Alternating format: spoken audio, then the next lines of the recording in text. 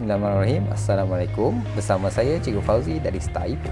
Hari ini saya akan menerangkan topik 1 reka bentuk teknologi tingkatan 1 iaitu dunia reka bentuk. Mari kita mulakan.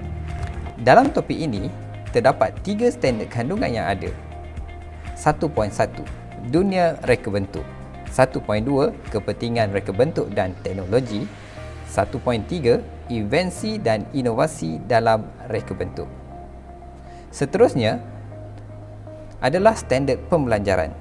Di akhir pembelajaran, murid akan dapat mentakrifkan reka bentuk dan teknologi, mengenal pasti elemen reka bentuk berdasarkan produk yang dipilih, menjelaskan prinsip reka bentuk, mengaplikasikan prinsip-prinsip reka bentuk dalam mereka bentuk objek asas, membanding beza prinsip dan elemen reka bentuk, meneroka kriteria reka bentuk yang baik, dan yang akhir adalah membina objek asas. Sekarang cikgu akan menerangkan definisi reka bentuk. Reka bentuk adalah pengetahuan tentang penyusunan bahan secara terancang untuk menghasilkan sesuatu produk yang dapat memberi impak kepada kehidupan manusia. Manakala pula teknologi boleh didefinisikan sebagai pengaplikasian ilmu sains dan matematik dengan menggunakan sumber semula jadi untuk dijadikan alat, tenaga atau sistem.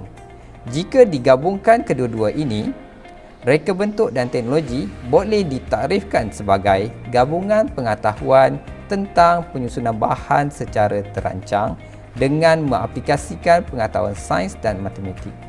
Tujuannya adalah untuk memudahkan kehidupan manusia. Di dalam reka bentuk terdapat 7 elemen yang ada. Yang pertama adalah garisan, kedua adalah rupa, ketiga adalah bentuk, keempat adalah tekstur, kelima adalah saiz, keenam adalah warna dan yang ketujuh adalah ruang. Seterusnya kita akan melihat apakah yang dikatakan dengan elemen-elemen ini. Garisan. Garisan ialah satu cantuman atau sambungan siri titik. Fungsi garisan adalah membahagi dua ruang kawasan. Yang kedua, garisan juga menunjukkan pergerakan. Yang ketiga, garisan menunjukkan perhubungan antara elemen. Garisan juga berfungsi untuk menunjukkan keseimbangan dan lain-lain lagi yang boleh difikirkan. Elemen yang kedua adalah rupa. Rupa adalah hasil pertemuan antara hujung garisan dengan permulaannya. Rupa bersifat 2D serta mempunyai luas. Di dalam rupa terdapat dua jenis kategori rupa, iaitu yang pertama adalah geometri, yang kedua adalah organik. Geometri bermaksud rupa yang mempunyai segi ataupun bersudut, manakala organik adalah rupa yang tidak sekata. Bentuk. Bentuk adalah objek yang mempunyai ruang, isi padu dan mempunyai lebih dari satu permukaan. Bentuk juga mempunyai dua jenis, iaitu bentuk konkret yang boleh dipegang dan bentuk ilusi, di mana bentuk ilusi dapat dilihat dalam bentuk 3 dimensi. Tekstur. Tekstur adalah keadaan fizikal sesuatu permukaan objek. Tekstur boleh dilihat dan dirasa melalui sentuhan. Contoh tekstur yang ada adalah licin, kasar dan lembut. Jika murid-murid tahu ataupun pernah merasai bagaimanakah tekstur kain sutera, adakah dia lembut ataupun kasar? Cuba anda fikirkan. Elemen yang kelima adalah saiz. Saiz adalah ukuran atau dimensi bagi sesuatu objek. Contoh yang dapat dilihat dari segi saiz adalah panjang dan kedalaman.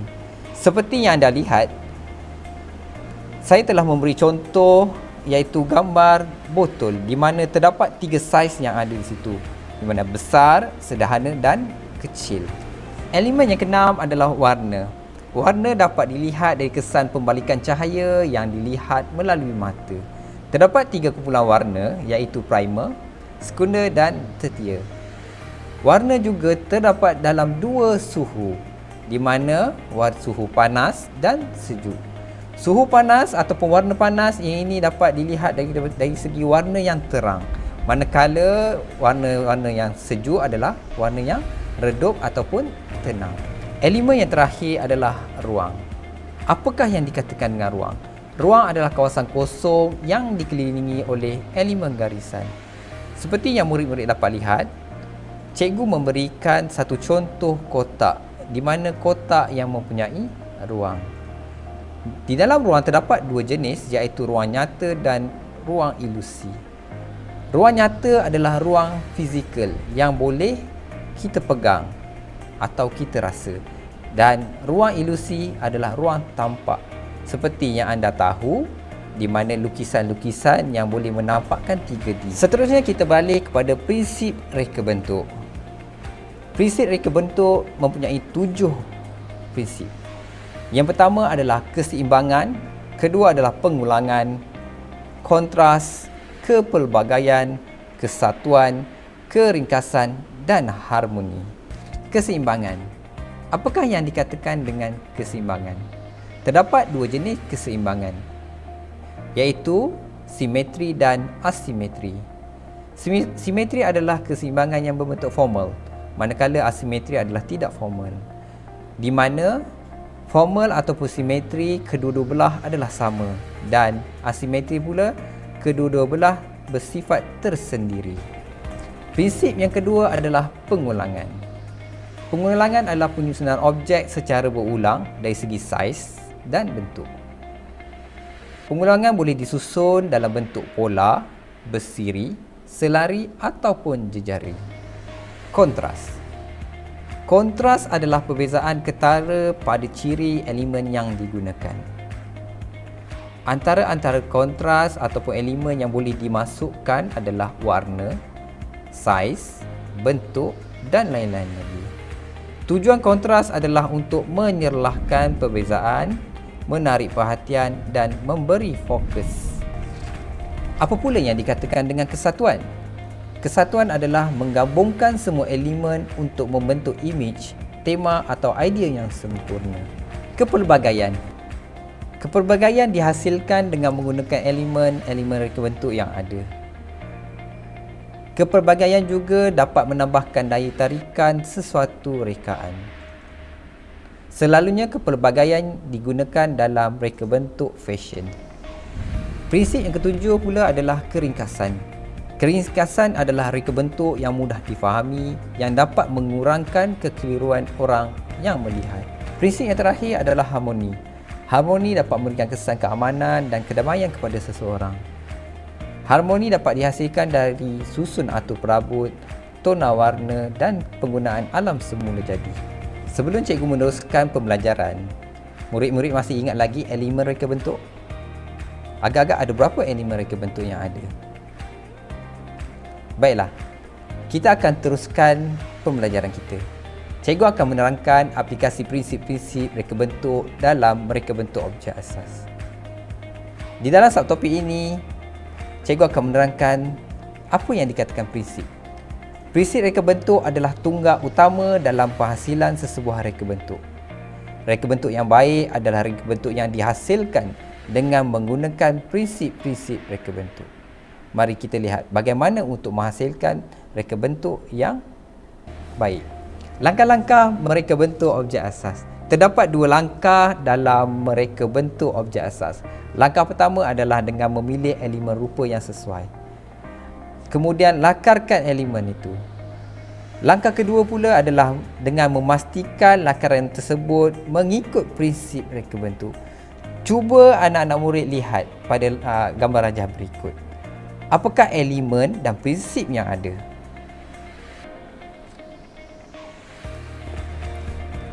Seterusnya kita akan membanding beza prinsip dan elemen reka bentuk yang ada. Apakah yang akan anda pelajari ataupun murid pelajari dalam topik ini? Elemen reka bentuk adalah perkara-perkara yang terlibat ketika menghasilkan sesebuah reka bentuk. Manakala prinsip pula adalah peraturan, panduan, falsafah yang memandu penghasilan sesuatu projek. Jika kita ingin membanding beza prinsip dan elemen reka bentuk, murid-murid haruslah mempunyai satu produk sedia ada dan produk yang murid ingin hasilkan. Dari situ barulah kita dapat membanding beza prinsip dan elemen reka bentuk. Di sini cikgu ada berikan satu jadual di mana murid-murid boleh gunakan untuk membanding beza produk tersebut. Seterusnya cikgu akan menerangkan kriteria reka bentuk yang baik. Yang pertama adalah kecenderungan inovasi, kedua kreativiti, ketiga kekuatan kualiti dan kebolehpasaran, keempat agronomi dan kelima keaslian reka bentuk. Kriteria yang pertama untuk menghasilkan reka bentuk yang baik adalah inovasi. Apakah yang dikatakan dengan inovasi? Inovasi adalah menjadikan produk itu unik dan lebih berdaya saing daripada produk sedia ada yang ada di pasaran. Seperti yang contoh anak-anak dapat lihat, itu adalah mesin membakar lemang. Dengan adanya inovasi mesin membakar lemang, lemang yang dihasilkan lebih masak sekata berbanding dengan lemang yang dimasak secara konvensional menggunakan kayu. Kriteria yang kedua adalah kreativiti. Kreativiti adalah melibatkan idea baru dalam menghasilkan produk reka bentuk. Selain itu juga kreativiti dapat memperbaiki fungsi produk sedia ada. Seperti yang anak murid dapat lihat, contoh berikut adalah sebuah jam, di mana jam pada zaman sekarang mempunyai lebih daripada fungsi yang ada. Jam ini dapat mengukur nadi kita, dapat buat panggilan dan macam-macam lagi. Kriteria yang ketiga adalah keaslian. Keaslian bermaksud tidak meniru. Di dalam keaslian, unsur simbolik, emosi, estetika dan penampilan produk ditekankan. Seperti gambar yang murid dapat lihat, ini merupakan unsur simbolik bagi bangsa Johor. Mahkota ini hanya terdapat di negeri Johor sahaja. Ini kerana mahkota tersebut hanya digunakan oleh Sultan Johor. Kriteria yang keempat adalah kualiti, di mana kualiti bermaksud tidak mudah rosak. Jika sesuatu barang itu tidak mudah rosak, maka ia dapat meningkatkan kebolehpercayaan pengguna terhadap produk tersebut. Kriteria yang terakhir adalah agronomi. Apakah yang dikatakan dengan agronomi? Agronomi adalah satu ciri keselesaan yang ada pada sesuatu produk.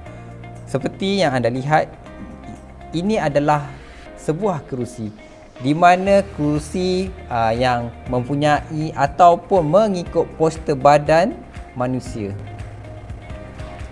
Seterusnya kita akan belajar cara untuk membina objek asas. Di dalam membina objek asas, penggunaan dengan menggunakan bentuk-bentuk asas geometri yang ada. Contohnya kon, silinder, sfera, kubus dan kuboid.